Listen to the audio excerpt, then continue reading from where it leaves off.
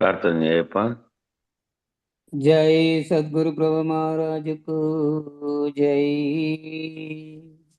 జై శ్రీ పూర్ణానంద పుల్లయ్యారు సద్గురు ప్రభు మహారాజుకు జై. జై శ్రీ వేదాంతానంద వెంకటరమణారు సద్గురు ప్రభు మహారాజుకు జై. జై విష్ణానంద కృష్ణమూర్తి ఆరు సద్గురు ప్రభు మహారాజుకు జై. గురు బ్రహ్మ గురు విష్ణు గురుదేవో మహేశ్వర గురు సాక్షాత్ పరబ్రహ్మ తస్మై శ్రీ గురువే నమః. గురువే సర్వలోకానాం విషజే భవరోగిణాం నిధయే సర్వవిద్యానాం శ్రీ దక్షిణామూర్తియే నమః.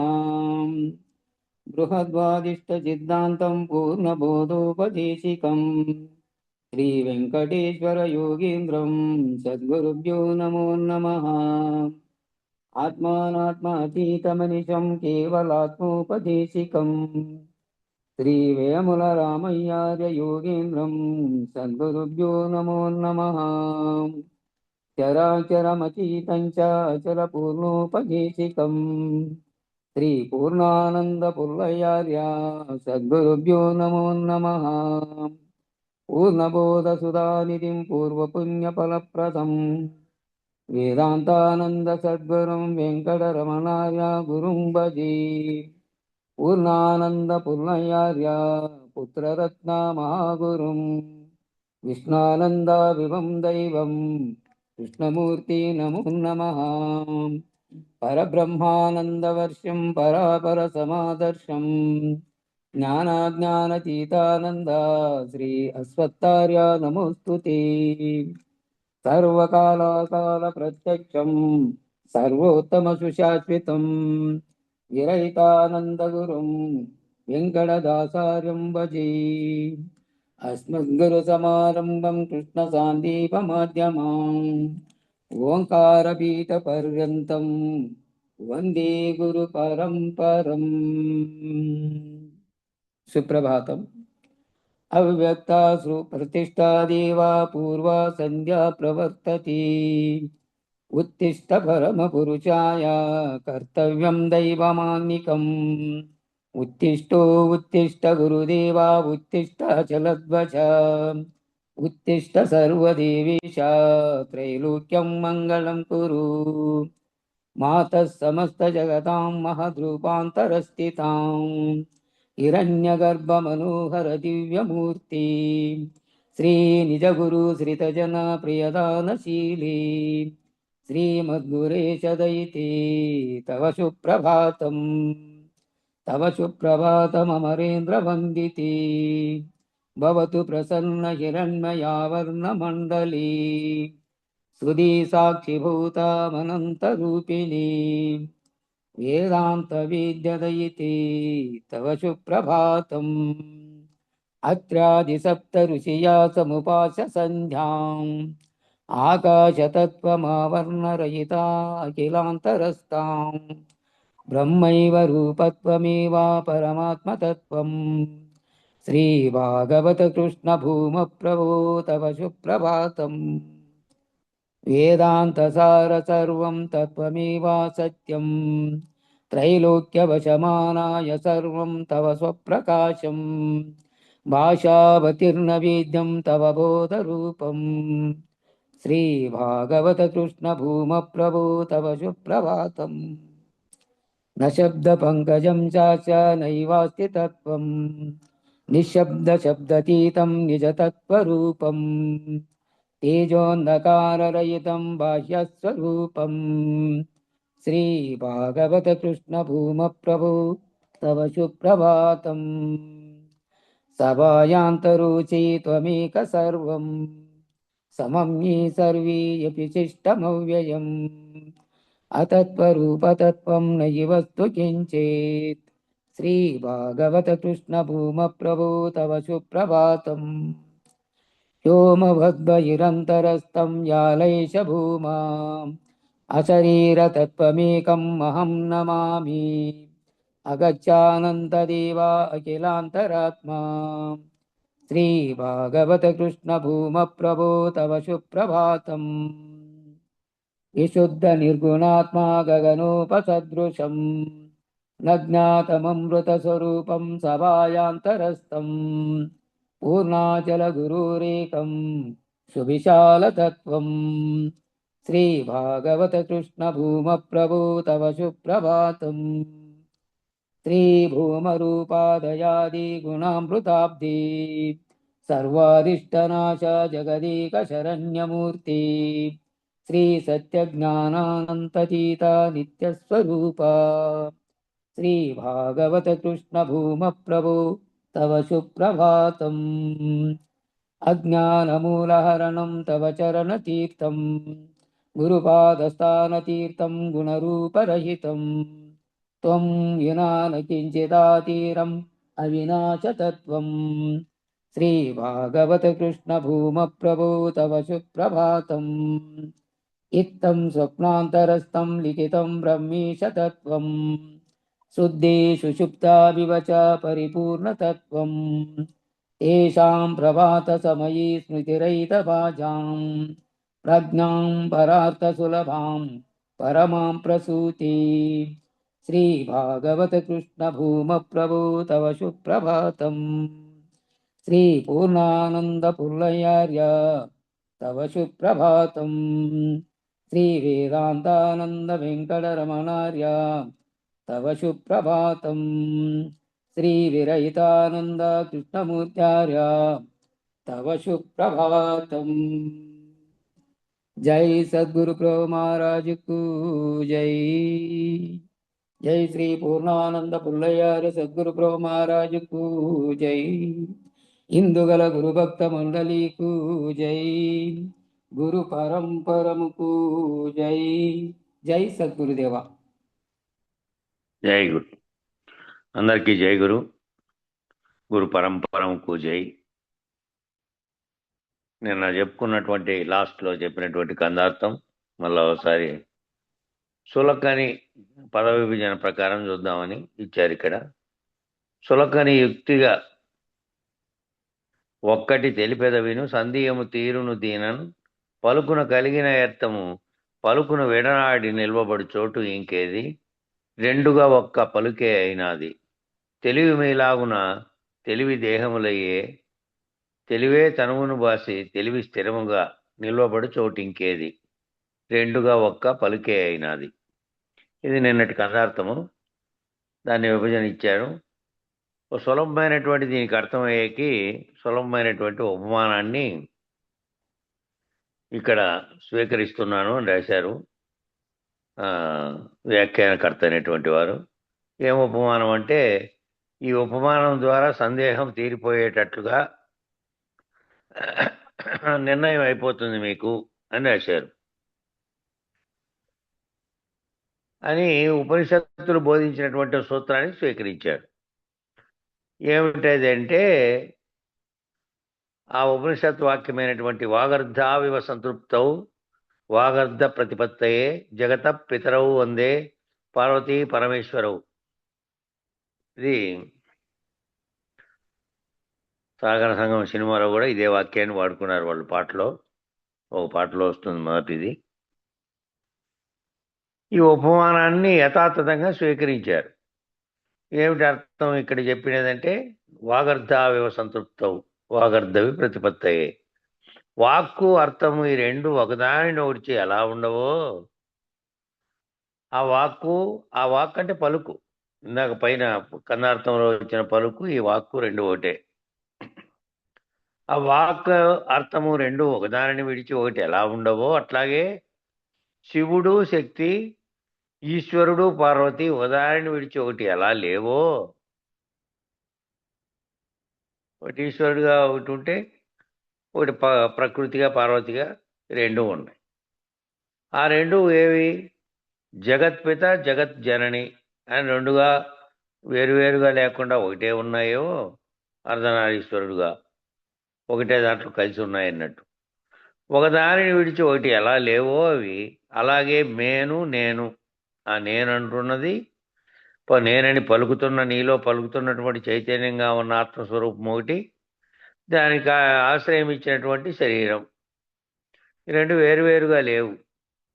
ఆ రెండు కలిసి అలా జీవుడు బ్రహ్మం అని కూడా దీంట్లోనే ఉన్నాయి. ఒకటేమో ఆత్మగా పలుకుతున్నటువంటి చైతన్యంగా ఉన్న బ్రహ్మము, జీవుడని భావిస్తున్నటువంటి శరీరం.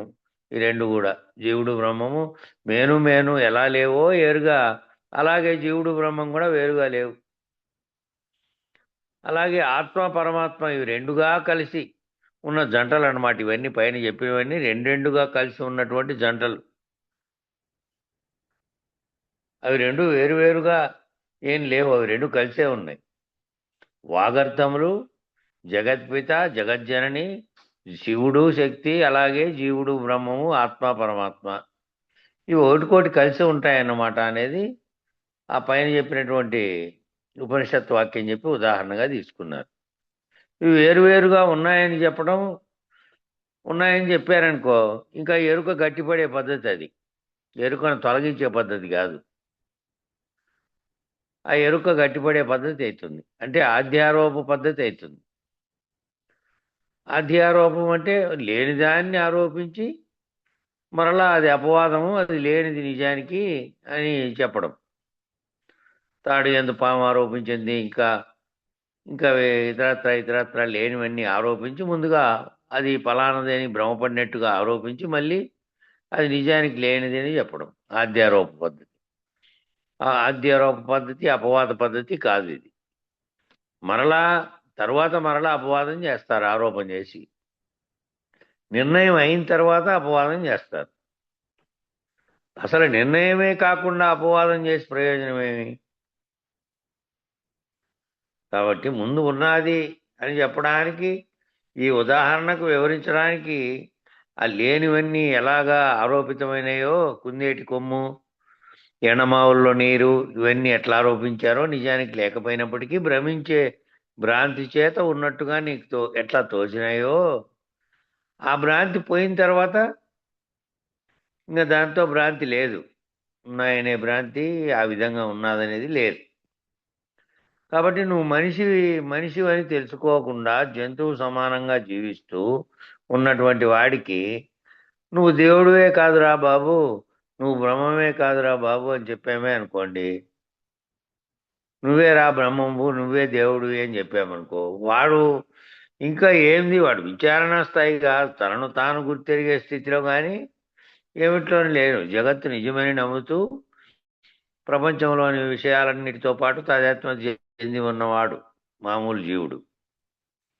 అట్లా మామూలు వానికి నువ్వు ఇతర జంతువులు ఏ విధంగా జీవిస్తూ అవి పని చేసుకుంటానే, ఇతర జంతువులకి ఏం పని? అది ఆకలి అయితే తినడము, ఆ తిండి ఎక్కడుందో ఎత్తుక్కొని దానికోసం సంపాదించుకోవడం, నిద్ర వచ్చినప్పుడు పడుకోవడం, శరీర అవసరమైనటువంటి దానితో కలిసి మళ్ళీ పునరుత్పత్తి చేయడం, పిల్లల్ని కనడం, ఇవే పని ఆ జంతువుకు.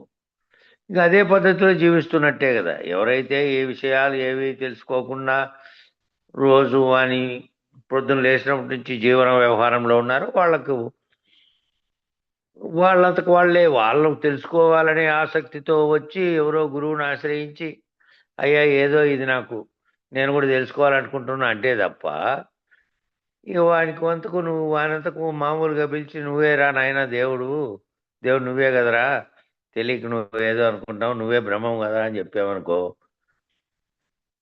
అప్పుడు వాడు తినరాని వెళ్ళదించు, చేయరాని పనులెల్ల చేయొచ్చు, తాము అచలమనుచు పొంగిపోదురు కొందరు, అటువంటి వారిని చూసి అచలమన్న కొందరు అతి కోపగింతురు, వాళ్ళకెంత చిక్కో వీళ్ళకి అంతే చిక్కు. కాబట్టి ఈ రకమైనటువంటి విపరీత ధోరణులు పనికిరావన్నమాట. ఆ తినరాని పదార్థం ఎలా తినచ్చు అంటూ, నిజానికి ఇది నాకు గుర్తొస్తాను దీంట్లోదా ఏదో మహాలయంలోది అనుకుంటా వాక్యాలు ఇవి. ఎవరైనా గుర్తుకుంటే చెప్పండి సమూహంలో ఉండరు. తినరాని పదార్థం, తినరాని పదార్థమెల్లా తిను దుర్జనులు. అది అదే నాకు గుర్తొచ్చింది. దాంట్లో పలానా గ్రంథంలో ఈ వాక్యం చూస్తానే, కాబట్టి దాంట్లో చెప్పారు ఇది. తినరాని పదార్థం ఎలా తినచ్చు, చేయరాని పనులెల్లా చేస్తూ మళ్ళా తాము అచలరమని పొంగిపోదురు కొందరు అంటే ఎట్లుండాలి? ఏమి చెప్పారో అదే పద్ధతిలో వ్యవహరించాలి, ఆ చెప్పినటువంటి పద్ధతిలో ఉండాలి. ఆ చేయరాని పనులు ఎలా చేయొచ్చు, తినరాని వెళ్ళదించు అంటే సమాజం ఏదైతే చూస్తోందో నీకు తెలిసి ఉండొచ్చు, నీకేమి తెలిసి ఉండొచ్చు, ఇదంతా లేనిదేనని తెలిసి ఉండొచ్చు, ఇదంతా కేవలం కలవలే జరుగుతోందని తెలిసి ఉండొచ్చు, ఇదంతా నీకు నిర్ణయం అయిపోయిన వానికి తెలుసు. నిర్ణయం కాని వాడు ఏ పద్ధతిలో చూస్తుంటాడు? అయ్యో ఈయన అన్ని ఇవి చేస్తున్నాడు అవి చేస్తున్నాడు అనేటివి ఉంటాయి కదా. కాబట్టి ఈ చెప్పేవారు ఏ విధంగా ఉండాలి అంటే తాను ఏది బోధిస్తున్నాడో ఆ పద్ధతిలో జీవించే విధంగా ఉండాలి. కాబట్టి చేయరాని పనులలో చేయొచ్చు, తాము అచలరమని పొంగిపోదురు కొందరు, ఆ కొంతమంది పోతూ ఉంటున్నారు, అట్లా అనుకుంటున్నారు. అటువంటి వారిని చూసి మళ్ళా కొందరు అతి కోపగించరు. ఆ అచలం అంటేనే కోపగించే వాళ్ళు కొందరు ఉంటారు.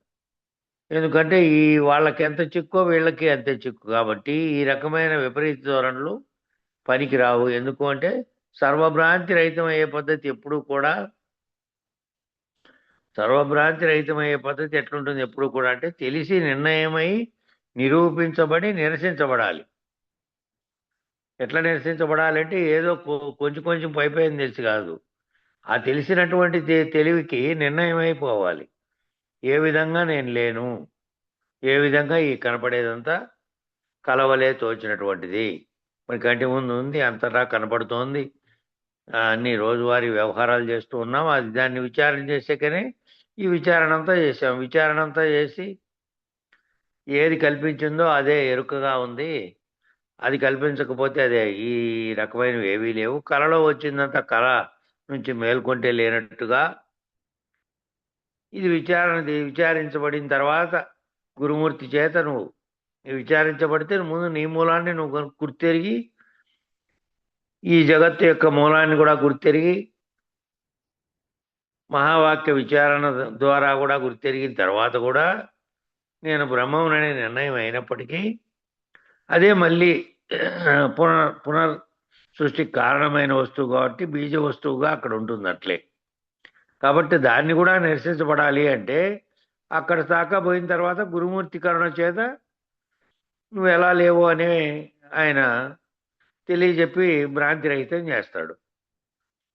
అట్లా సమర్థవంతంగా నిరసించబడాలి. వాక్యాలు కేవలం చెప్పుకున్నటువంటి పాడుకున్నటువంటివి కాకుండా సమర్థవంతంగా తన భావనలో తనకు నిర్ణయమైనట్టుగా నిరసించబడాలి. అప్పుడు ఇక తాను ఇక ఏమి చూసినా ఏమి చేసినా వ్యవహారంలో ఇతరులు చేసేటి చూసినా తన మనసులో తనకు తెలుసు.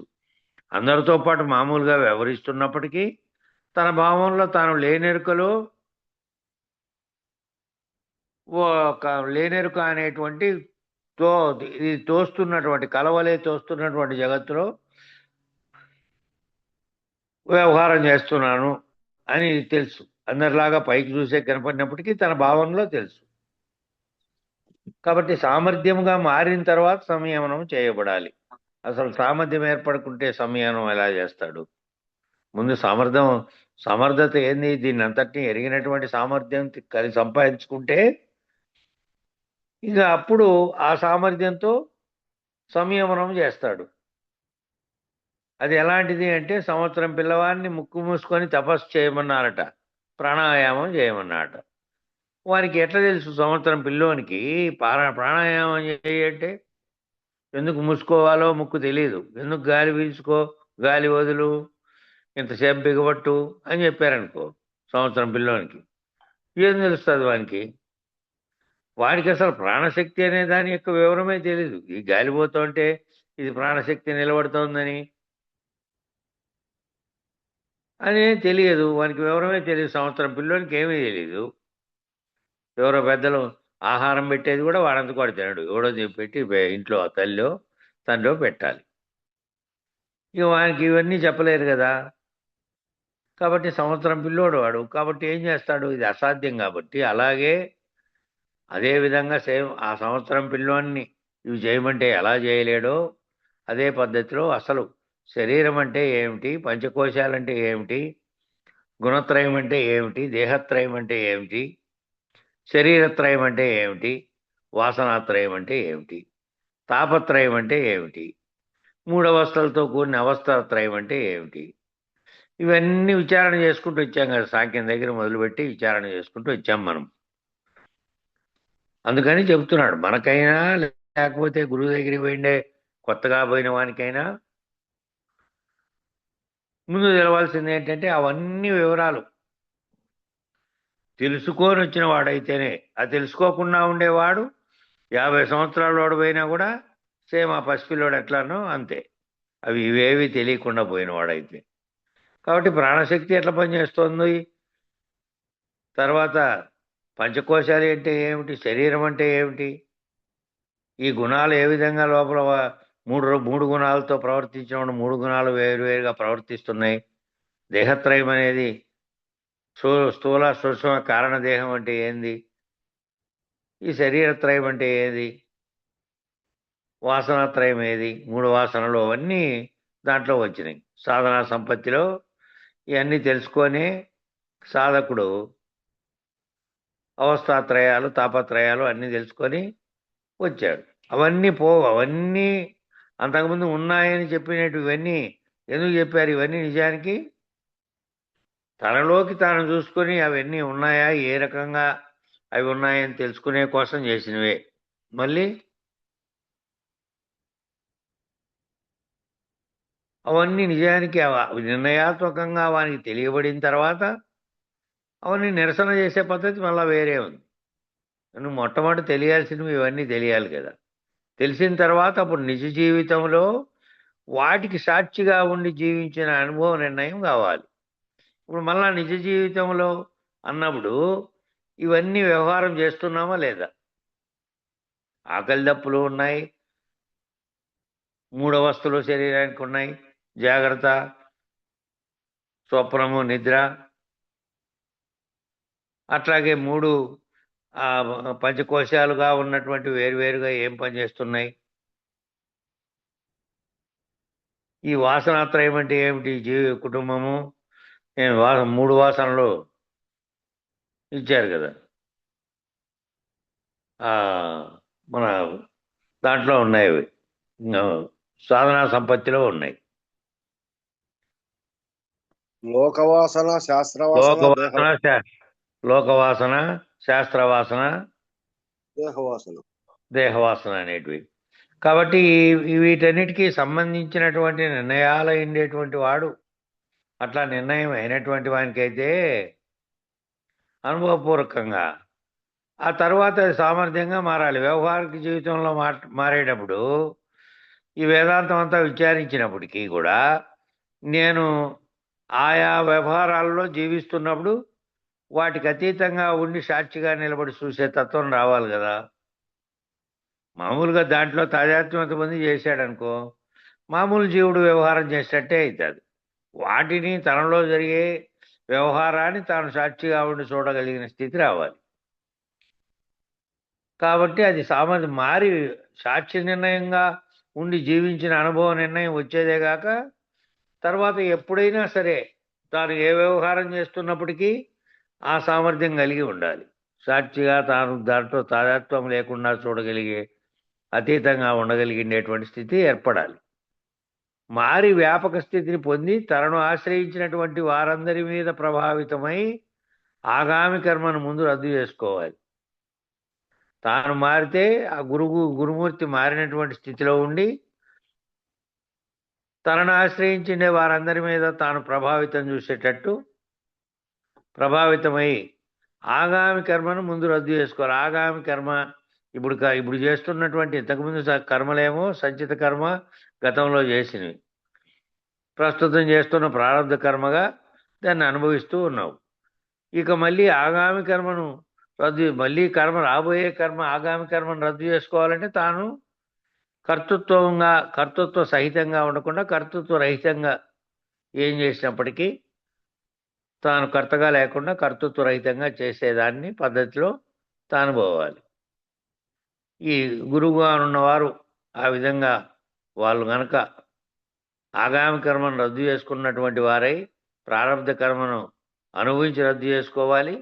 సంచితాన్నేమో తత్వజ్ఞానంతో రద్దు చేసుకోవాలి. సంచితం అంటే అంతకుముందు జన్మల్లో చేసింది, అప్పుడు అజ్ఞానం చేత తెలియనితనంతో చేసావు. ఇప్పుడు గురుమూర్తి దగ్గర విచారణ అంతా చేసుకున్న తర్వాత ఇక ప్రారంధాన్నేమో ఇప్పుడు అనుభవిస్తున్నావు, గతాన్నేమో తత్వజ్ఞానంతో చేసుకున్నావు రద్దు. జ్ఞానాగ్ని దగ్ధ కర్మాని అన్నట్టు ఆ కర్మలను ఆ జ్ఞానం అనే దాంతో రద్దు చేసుకుంటే ఇప్పుడు జరుగుతున్నటువంటి దాన్ని కర్తగా లేకుండా మళ్ళీ దానితో కర్మ ఫలితం వచ్చేటట్టుగా లేకుండా నువ్వు వ్యవహరించాలి. ఇలా కర్మబంధాన్ని అతిక్రమించి అధిగమించినటువంటి స్థితిలో నిలకడ చెందినటువంటి తురీయనిష్ఠుడు ఎవరైతే ఉన్నారో, కాబట్టి కర్మచేత బంధాన్ని కర్మతో వచ్చినటువంటి బంధాన్ని అతిక్రమించేవాడు. కర్మ ఇవన్నీ తెలుసుకున్న తర్వాత దేనివల్ల కర్మ వస్తుంది అని తెలుసు కదా. నేను చేస్తున్నాననే కర్తృత్వంతో దానితో తాదాత్మ్యం చెంది చేస్తే ఏది చేసినప్పటికీ కూడా అది నువ్వు చేస్తున్న ఫలితంగా ఆ కర్మ అంటే పని, ఏ పని చేసావో ఆ పని యొక్క ఫలితం నీకు వస్తుంది. కాబట్టి అదే కర్మ ఫలితంగా మళ్ళీ నీకు ఆగామి కర్మగా మారుతుంది. కాబట్టి రాబోయే జన్మలకు దాన్ని లేకుండా చేసుకోవాలంటే ఇప్పుడేమో ప్రారంభం ఆల్రెడీ అనుభవిస్తున్నావు. ఇక అనుభవించబోయే వాటిని ఏ విధంగా అనుభవించాలో గురుమూర్తి చెప్పాడు. కర్తృత్వం లేకుండా జరుగుతున్న దాంట్లో నీ పాత్ర నువ్వు వ్యవహరిస్తున్నప్పటికీ అది నేను చేయట్లేదు, నేనేదో నా కర్తవ్య ధర్మాన్ని నిర్వర్తించే పద్ధతిలో దానికి బాధ్యత తీసుకొని నేను పనిచేస్తున్నాను తప్ప దాంట్లో నేను కర్తను కాదు, దాని ఫలితంతో కూడా నేను ఆశించట్లేదు. ఫలితాన్ని ఆశించి చేయని పద్ధతిలో భగవద్గీతలో చెప్పిన పద్ధతిలో చేయమని చెబుతున్నారు. చేసి తురీయనిష్ఠుడైనటువంటి వానికి, తురీయనిష్ఠుడు అంటే ఎవరు సాక్షిగా, ఎవరు తనలో జరిగే వ్యవహారం అంతటినీ తానే గమనిస్తూ దానికి సాక్షిగా ఉన్నారో ఆ పద్ధతిలో ఉన్నటువంటి ఈ ద్విపుటి సంగతి ఏం చెబుతున్నారు ఏమిటట అంటే వాగర్ధావివ సంతృప్తో వాగర్ధ ప్రతిపత్తయే. అంటే ఇవి రెండు ఒకటే, రెండుగా చెప్పినటువంటి జీవుడుగా చెప్పినటువంటిది, ఈశ్వరుడు ఒకటే, పార్వతీ పరమేశ్వరులు ఇద్దరు ఒకటే, జీవుడు ఈశ్వరుడు ఒకటే, ఇట్లా రెండుగా చెప్పినటువంటివన్నీ లేనివి నిజానికి ఒక్కటే అవన్నీ అనేటువంటి నిర్ణయానికి వచ్చినటువంటి వాడై ఉండాలి. పలుకున కలిగిన అర్థము పలుకును విడనాడి నిల్వదు. ఆ పలుకులో కలిగినటువంటి అర్థము దాన్ని విడనాడి నిల్వదు అని చెప్తున్నాడు. నమస్కారం అండి గురువు గారు అన్నారనుకో, నమస్కారం అండి గురువు గారు అనగానే గురువు శిష్యుడు అనేటువంటి అర్థాన్ని స్ఫురింపజేసిందే లేదా? ఆ గురువుకు నమస్కారం పెట్టిన వాళ్ళు ఎవరు? శిష్యుడు పెట్టింటాడు. నమస్కారం అండి గురువు గారు అంటే శిష్యుడు గురువు అనే సంబంధం అక్కడ ఒకటే పదంలో తెలిసిపోతుంది. ఆ అర్థాన్ని స్ఫురింపజేసింది కదా. మరి ఇప్పుడు ద్వంద్వమా అద్వైతమా? కాబట్టి అద్వైతం అంటే ఒకేటా లేకపోతే రెండా? ద్వంద్వం అంటే రెండు. ఇట్లా వాక్కు, ఆ వాక్కు యొక్క అర్థము అది రెండుగా వస్తున్నాయా? పదం ఒకటే వాక్యం ఉందాడ, వాక్యంలోనే దాగి ఉన్నారు ఇద్దరు గురువు శిష్యులు. కాబట్టి వాక్యం అర్థం అది స్ఫురింపజేస్తుంది. మరి వాక్కును విడిచి అర్థం ఉందా? ఇప్పుడు ఆ వాక్కును విడిచి అర్థం లేదు, అర్థాన్ని విడిచి వాక్కు కూడా లేదు. అర్థం లేకుండా ఏదైనా శబ్దం వచ్చిందంటే దాన్ని ఇంకా మామూలు దాన్ని వాక్యము అనరు, పలుకు కూడా అనరు, ఏదో శబ్దం వస్తుంది అంతే. కాబట్టి నువ్వు నీ లోపల భావస్ఫురణ కలగకపోతే వైఖరి వాక్కుగా వ్యక్తం కాదు. ఎప్పుడో దగ్గుతావు శబ్దం వస్తుంది, అట్లాగే మూలగడము లేకపోతే ఇతరత్ర శబ్దాలు వస్తున్నాయి, కానీ ఆ శబ్దాలు వైఖరి వాక్కు కావు, అర్థవంతమైనటువంటి వాక్కులు కావు. నోట్లో నుంచి వచ్చే గురకలాంటివి ఇలాంటి శబ్దాలన్నీ నీ లోపల భావస్ఫురణ కలగకపోతే వైఖరి వాక్కుగా అది వ్యక్తం కావడం లేదు. లోపల భావం కలిగి ఆ భావంతో మాట్లాడితే నువ్వు అర్థవంతమైనటువంటి వాక్కు వస్తుంది, వైఖరి వాక్కు. దాన్ని వైఖరి వాక్కు అంటారు. అర్థవంతమైన మాటలు మాట్లాడితే వైఖరి వాక్కు అంటారు. కాబట్టి లోపలున్న భావన, బయట మాట్లాడుతున్న మాట, లోపల నీకు కలిగినటువంటి భావనతోనే ఆ మాట వచ్చింది, మాట్లాడుతున్న మాట రెండు ఒకటే. గంగులమ్మకు ఓపెన్ కాలేదంట, అట్లా ఎవరో మ్యూట్ ఎవరు పెట్టినావో ఓపెన్ చేసుకోమని. ఎవరు లే, ఓపెన్ జాయిన్ అయితే ఇక్కడ పడుతుంది, వెయిటింగ్ ఫలానా వాళ్ళు వెయిటింగ్ లో ఉన్నారని పడుతుంది, ఇక్కడ వెయిటింగ్ లో లేదు. ఏది 5 గంటల నుంచి ఉండా స్వామి నాకు ఇప్పుడు ఫోన్ చేసింది అమ్మ. చేయొచ్చు. ఆయన మరి ఎవరికన్నా పిల్లలకు చూపిమను, లేకపోతే మళ్ళీ స్విచ్ ఆఫ్ చేసుకొని మళ్ళీ ఒకసారి ఆన్ చేసుకోమను. సరే ఎట్లయితే సరే.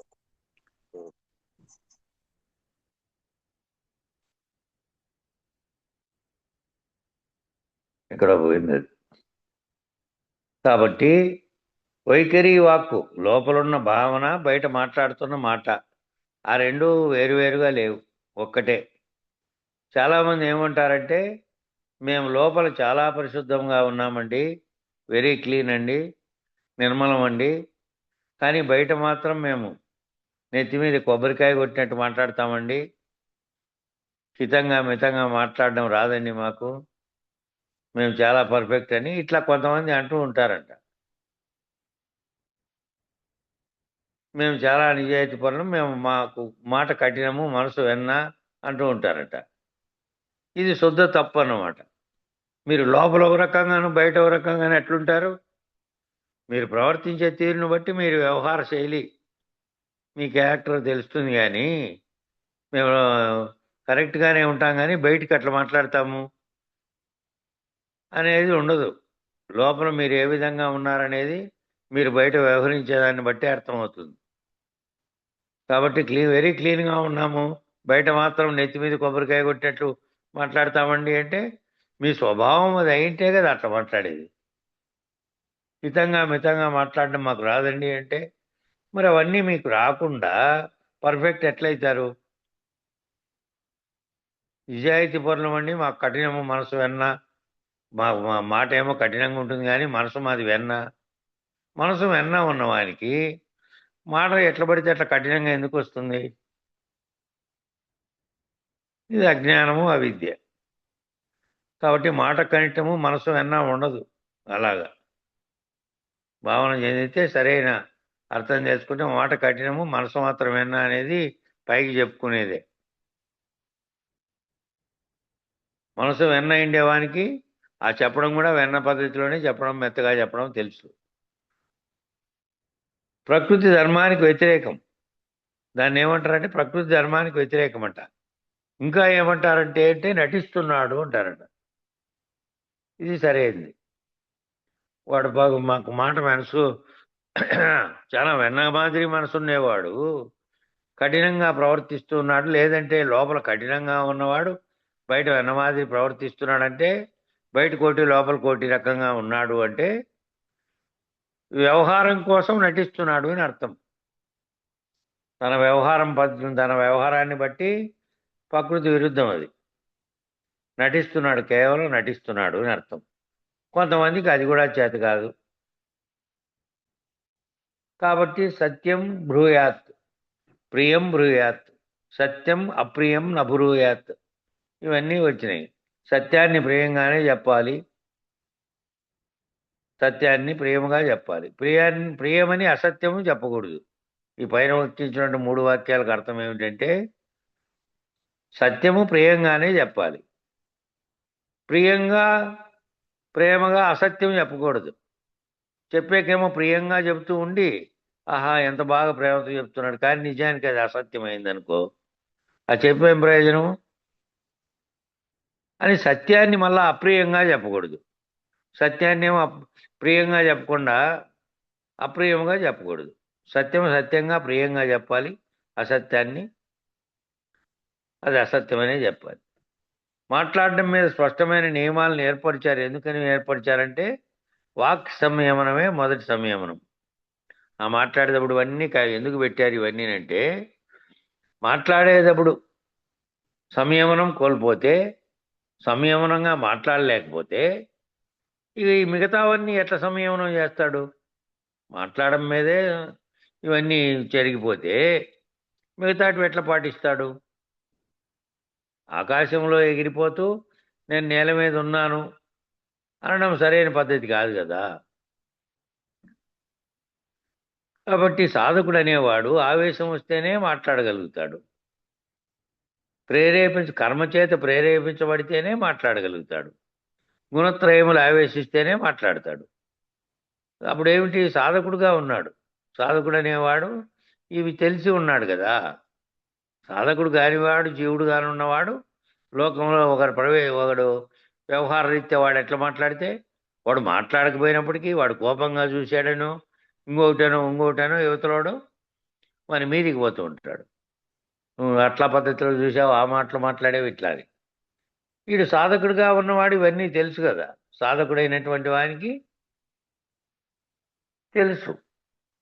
ఆవేశం కలిగితే ఆ ఆవేశంగా మాట్లాడతాడు.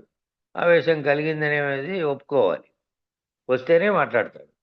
కర్మ చేత ప్రేరేపించబడితే ఆ విధంగా మాట్లాడగలుగుతాడు.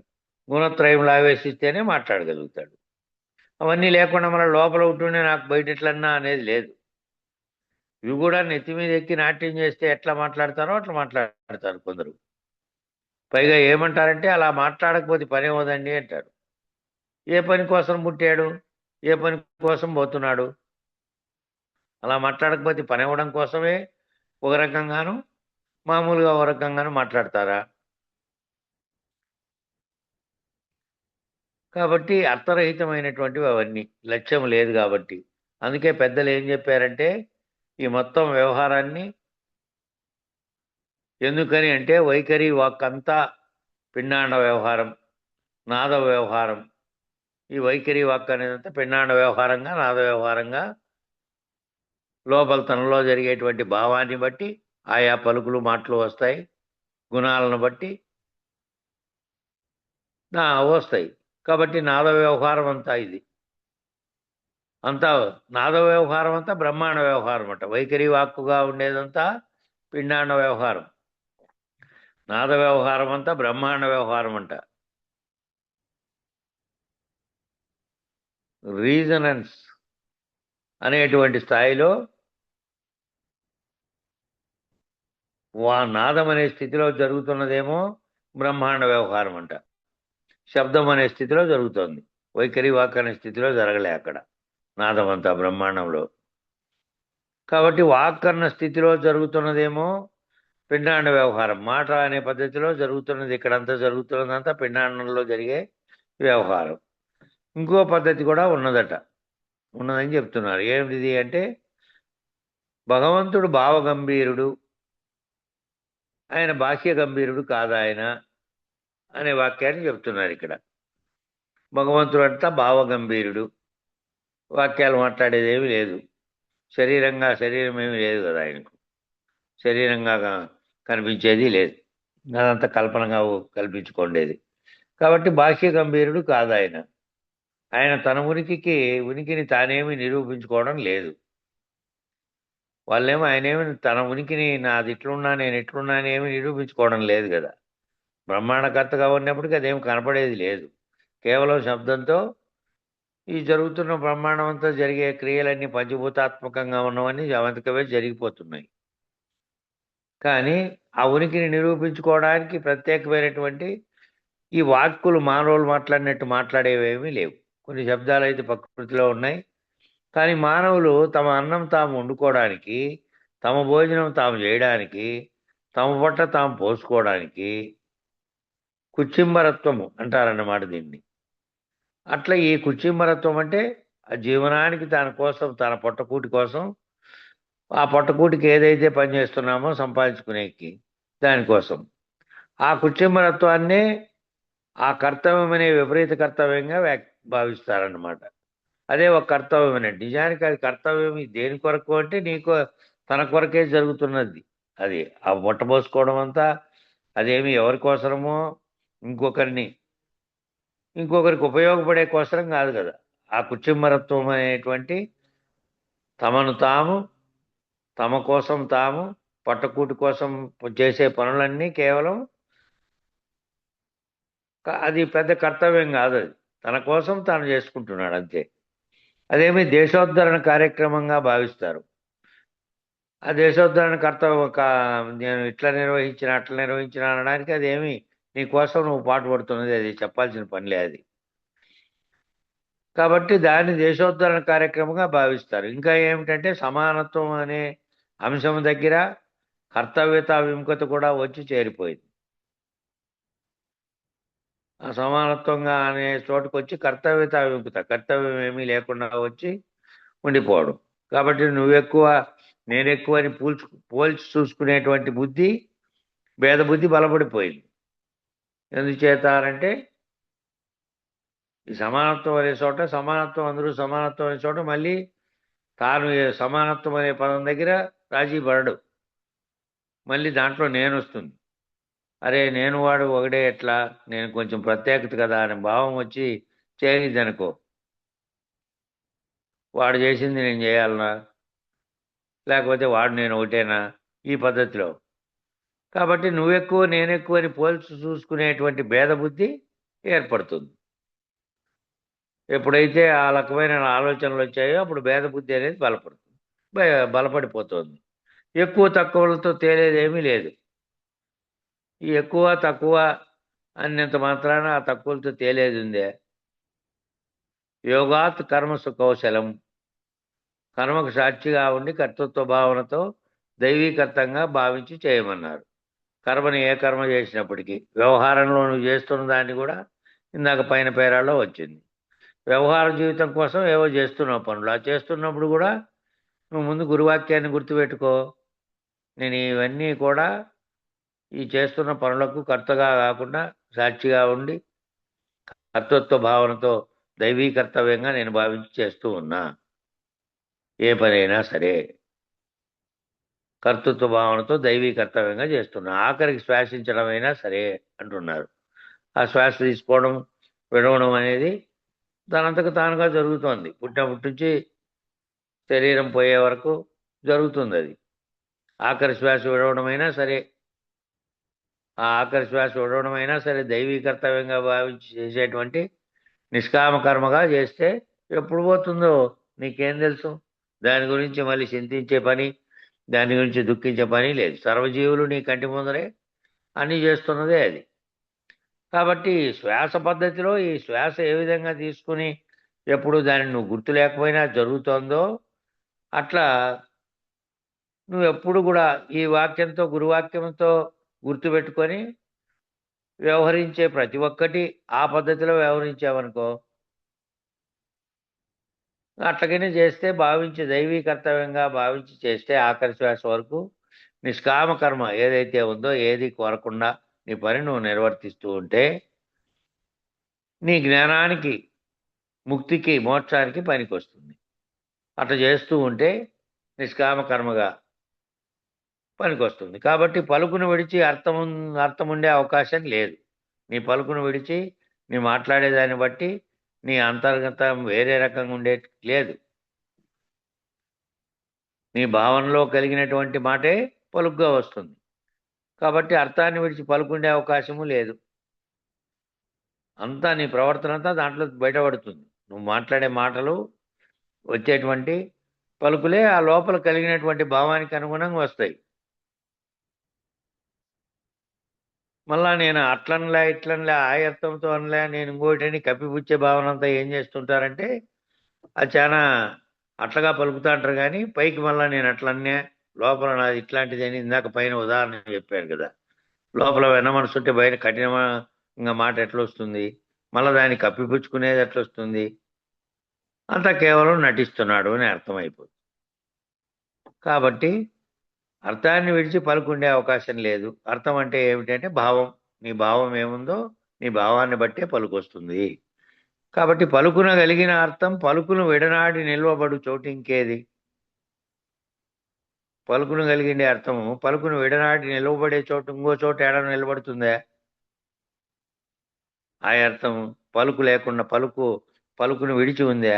రెండు కలిసే ఉన్నాయి దాంట్లోని, ఇంకో చోట ఏదీ లేదు.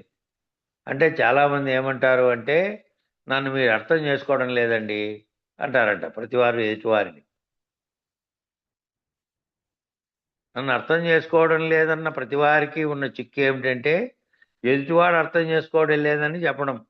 నేను కరెక్ట్గానే ఉన్నాను, మీరే అర్థం చేసుకోవడం లేదని అర్థం చెప్పే ప్రయత్నం చేస్తాడు.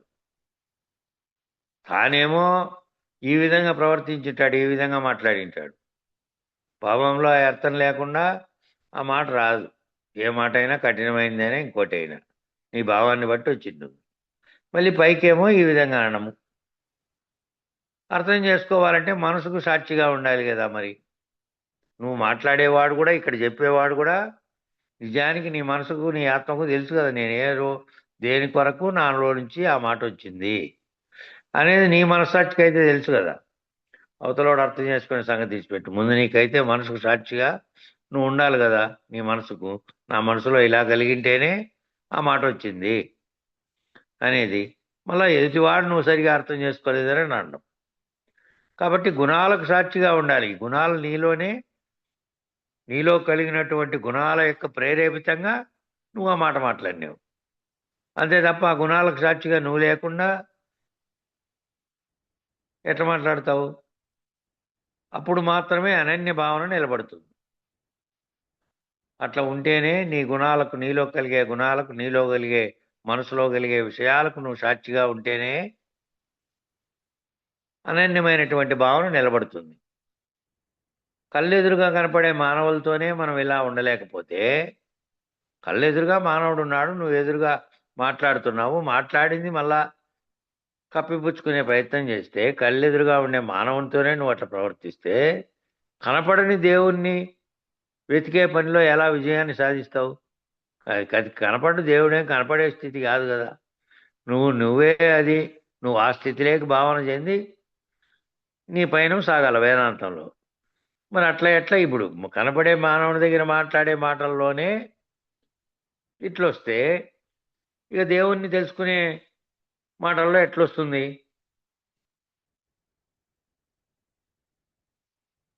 కాబట్టి ఎప్పటికైనా ఈ నామరూపాత్మకమైన ద్వంద్వాత్మకమైన ప్రకృతిని తప్పక అధిగమించాలి మానవులంతా. ఏం చేయాలంటే ఈ నామరూపాలతో వ్యవహరిస్తున్నావు, ఆ వ్యవహరించేటప్పుడు ఈ 2 రకాలైన పద్ధతిని ముందు విడనాడాలి. ఒకే రకమైన పద్ధతిలో మాట కానీ, ఆ మాట ఏం భావన నీ లోపల ఉందో అదే పలుకుతో మాట్లాడేది ఉండాలి. శరీరాన్ని, రూపాన్ని అవతల వ్యక్తిని బట్టో ఈ వ్యవహారం అంతా చేస్తున్నప్పటికీ అందరు జీవులు, వారిలో ఉన్నటువంటి చైతన్యం అందరిది ఒక్కటే. కాబట్టి నేను సర్వసమానత్వ దృష్టి భావనతో నేను ఉండాలి అనే భావన ప్రతి ఒక్కరికి ఉండాలి. ఆ ద్వంద్వాత్మకమైన ప్రకృతిని, ఆ ద్వంద్వ రకమైనటువంటి ప్రకృతిలో జరిగేటువంటి చర్య అది. మామూలుగా ద్వంద్వంగా ఉంటుంది, కానీ నువ్వు అధిగమించే స్థితిలో నువ్వు ఉండాలి.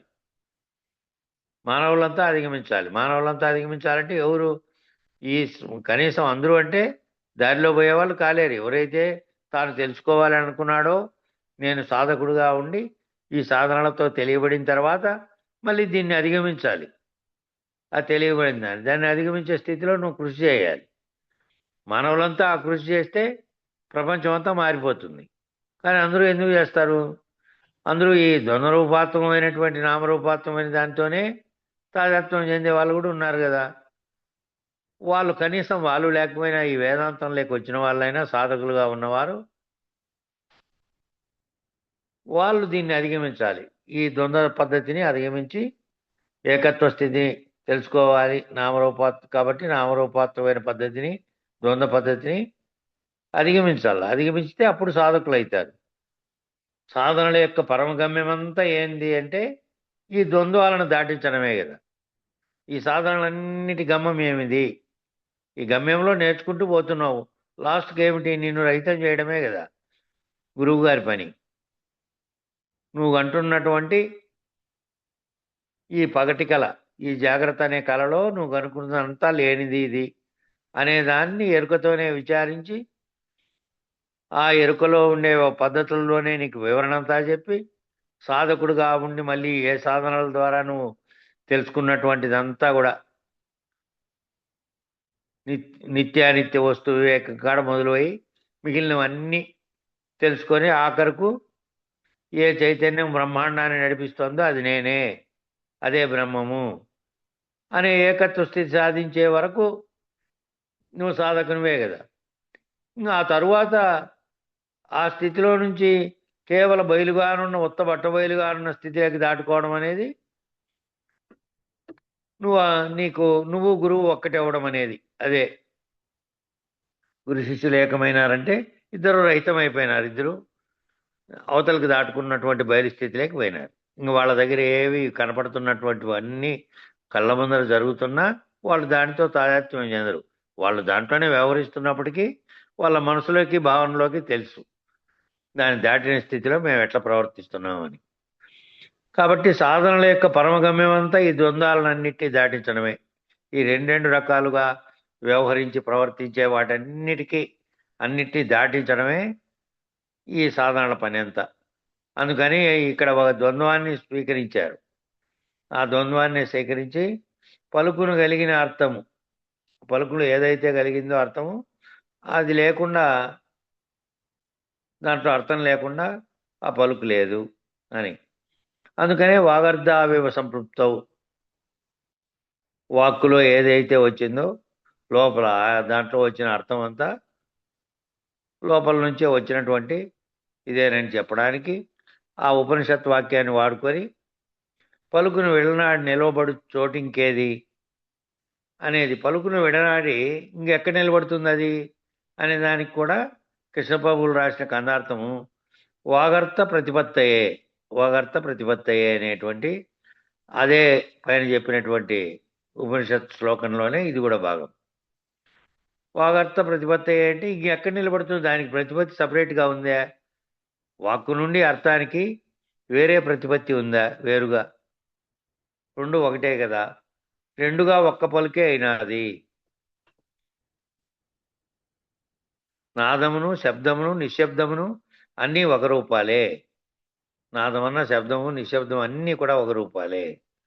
నిశ్శబ్దం అంటే శబ్దం చేయని స్థితిలో అక్కడి నుంచినే శబ్దం అనేది పుట్టింది. శబ్దం అన్నా నాదమన్నా ఒకటి. బ్రహ్మాండంలో కలిగేదేమో నాదం అని చెప్పారు. గాలి వల్ల ఇతర ప్రకృతి వల్ల జరుగుతున్న శబ్దాలు అవి. ఈ మిగిలిన ఈ శబ్దాలు నిశ్శబ్దంగా ఉండడము, శబ్దం చేయడం అనేవన్నీ అన్నీ ఒక రూపాలే, వేరువేరుగా ఉన్నాయి అంతే. అన్నీ ఒక లక్షణమే, అవి వేరువేరుగా లేవు. నీకు కనపడుతుండే భ్రాంతి చేత అట్లా అనుకుంటున్నావు అంతే. అన్నీ ఒక్కటే. ప్రకాశమైనా చీకటైనా కూడా ఒకటే. వెలుతురు కనపడినప్పుడు ప్రకాశంగా ఉంది, లేనప్పుడు చీకటిగా ఉంది. అది లేకపోతే చీకటి. రెండు ఓదానికోటి, అవతల యువతల. అవతల వెలుతురు, యువతల చీకటి. యువతల వెలుతురు ఉంటే అవతల చీకటి. రెండు కలిసిందను, బిందువను అన్నీ ఒకటే. రెండు కలిసినాయన్నా లేదంటే రెండు ఒక బిందువేనన్నా కూడా ఒకటే.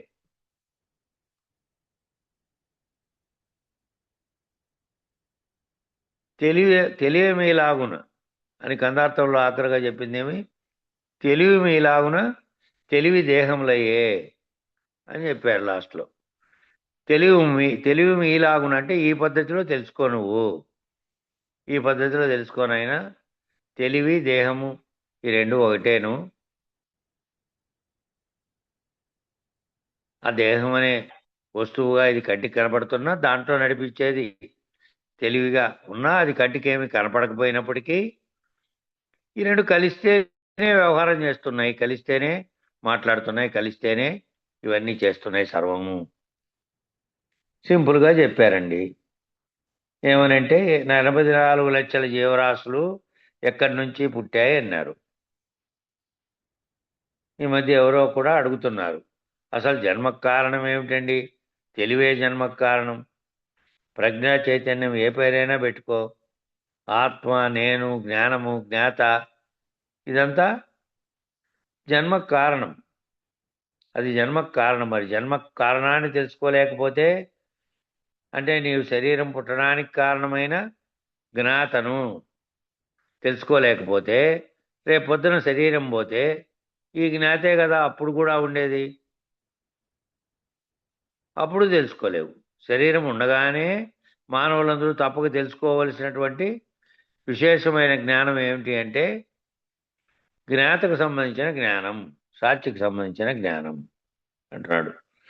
జన్మకు కారణం ఏమిటండి అని అడుగుతున్నారట కొంతమంది ఈ మధ్య అడిగేటివి. అది తెలివి ఏమిటి కారణం? తెలివే జన్మకు కారణం. ప్రజ్ఞ, చైతన్యం, నువ్వు ఏ పేరన్నా పెట్టుకో. ఒక్కొక్క వాదంలో ఒక్కో పేరు, ఏం పేరు పెట్టుకున్నా సరే. కాబట్టి ఆత్మ, లేదంటే నేనని పలుకుతున్నది, లేదంటే జ్ఞానము, జ్ఞాత, ఇవన్నీ ఒక్కటే. అది జన్మకు కారణం. అది శరీరం జడంగా ఉన్న తనకు తానుగా ఏ పనైనా కూడా, ఏదైనా కూడా చలనం కూడా దానికి కలగదు. దాంట్లో కలిగే ఆలోచన ఏదైతే ఉందో, ఏ ప్రజ్ఞ, ఏ జ్ఞాత, ఏ చైతన్యం చేత ఆలోచన చేస్తుందో అది లేకుండా కారణమైనటువంటి జన్మకు కారణం అనేది లేదు.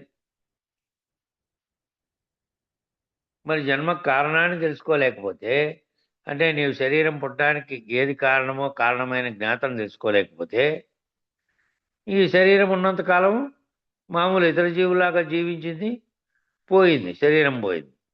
మళ్ళీ ఎవరు ఈ జ్ఞాతే కదా, మళ్ళా జ్ఞాత పోయి ఇది తెలుసుకోలేదు, దీంట్లో నుంచి దాటుకోలేదు కాబట్టి ఈ జ్ఞాత పోయి మళ్ళా కర్మ ఫలితాలను మోసుకొని అక్కడ పోయి అక్కడ ఓ ఉపాధి ధరిస్తూ ఉంది. అక్కడ పోతే అక్కడ ఏమైంది, అక్కడ మళ్ళా కొత్త శరీరం అనేది ఆదవులుకుంది కాబట్టి అవి రెండు కలిసి ఉన్నప్పుడే, దానితో ప్రవర్తించినప్పుడే దాని యొక్క అనుభవంతో కదా అన్నీ తెలుసుకునేది. అనుభవించే శరీరంతో అన్నీ తెలుసుకుంటున్నాం. అది పోయింది ఇక్కడ. కాబట్టి మళ్ళా ఇదే జరుగుతూ ఉంటుంది తప్ప శరీరం రావడం పోవడం. శరీరం ఉండగానే ఈ ప్రశ్న వేసుకొని ఇదంతా తెలుసుకోగలిగితే, ఈ విశేషమైన జ్ఞానం సంపాదించుకొని, ఈ జ్ఞాతకు సంబంధించినటువంటి జ్ఞానం సంపాదించుకుంటే, ఆ జ్ఞానంతో నువ్వు ఆ జ్ఞాత లేకుండా రహితమైపోయినటువంటి స్థితి ఇక్కడే తెలుసుకోమని అంటున్నారు. లేదంటే మళ్ళీ ఇంకో జన్మెత్తి ఈ జన్మలో చేసిన కృషి ఫలితంగా మళ్ళీ ఆ జన్మలో ఓ గురువు తటస్థించి మళ్ళీ నీకు కలగాలి అది. కాబట్టి ఎందుకు, తప్పక తెలుసుకోవలసినటువంటి విశేషమైనటువంటి జ్ఞానం జ్ఞాతకు రావాలంటే ఈ శరీరం మామూలు మంచి స్థితిలో ఉన్నట్లుగానే, అన్ని అవగాహన అయ్యే స్థితిలో ఉన్నట్టుగానే, జ్ఞానం ఉన్నట్టుగానే. అందుకే తక్కువ వయసులో ఎవరైతే దీంట్లోకి ప్రవేశించారో వాళ్ళు ఇంకా బాగా తాము తెలుసుకోవడమే కాక ప్రపంచానికి తెలియజెప్పే స్థితికి పోయినారు. ఎవరైనా చూసుకోండి, వివేకానందులు లాంటి వాళ్ళని, ఇంకా ఇతరత్ర తక్కువ వయసులో పోయినటువంటి మన బాలరామమూర్తి లాంటి వాళ్ళు, జ్ఞానేశ్వరులు లాంటి వాళ్ళు 25 సంవత్సరాలకే ఆ స్థితికి పోయినారు. ఎందుకు పోయినారంటే వాళ్ళ శరీరం బాగున్నట్టుగానే, అన్నీ ఉన్నట్టుగానే వాళ్ళకి ఆ జిజ్ఞాస ఏర్పడింది. ఆ జిజ్ఞాసతో వాళ్ళు తప్పక తెలుసుకోగలిగినటువంటి విశేషమైన జ్ఞానానికి సంబంధించిన, జ్ఞాతకు సంబంధించిన జ్ఞానం తెలుసుకున్నారు. జ్ఞాత, నాలో జ్ఞాత ఎవడు, దానికి సంబంధించిన జ్ఞానం తెలుసుకొని దాన్ని రహితపరుచుకున్న స్థితికి పోయినారు. ఆ స్థితి వస్తే కానీ బ్రహ్మాండానికి సంబంధించినటువంటిది ఆ స్థితి చేయలేరు, ఆ విచారణ చేయలేరు. కాబట్టి ఆ పేరా దగ్గర నుంచి రేపు చెప్పుకుందాం. ఈ పేరా ఇక్కడికి సాక్షికి సంబంధించిన జ్ఞానం అనే వరకు అయిపోయింది. మంగళం చెప్పండి.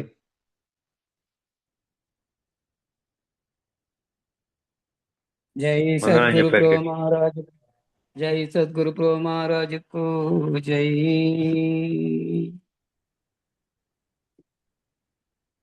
స్థిరమగు మీ పదవిని సుస్థిరముగా చేసి జనులకు, స్థిరమగు మీ పదవిని సుస్థిరముగా సంస్థాపనము చేసి జనులకు, పరిపూర్ణ బోధ ప్రకటపరచిన మరి శివరామార్యులకు మంగళమనరే. ఆర్యులకిప్పుడు మంగళమనరే. పొంగుచు సిద్ధాంత పూర్ణులయ్యరు కాను భంగపరచిన గురు పారంపర్యులకు మంగళమనరే. తత్పీఠమునకు మంగళమనరే. నిరతము జగములు మీరియు మరుపును ఎరుకయుగాక మాయయు లేకన్, పరిపూర్ణమైనట్టి గురునకు మరి విశ్రాంతి జంద మంగళమనరే. నిత్యము శుభ మంగళమనరే. అంగలింగములకు అతీతమగు మాయ సంగరహిత గురు సభకు అధ్యక్షులకు మంగళమనరే. నిత్యము శుభ మంగళమనరే.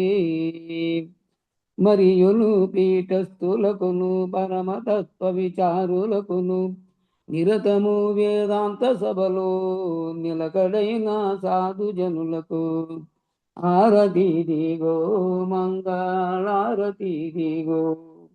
సద్గురుమూర్తులకు ఆరతి దిగో మంగళారతి దిగో. మంగళం గురుదేవాయ మానీయ గుణాత్మనే సర్వలోకచరణ్యాయ సాధురూపాయ మంగళం మంగళం మంగళం.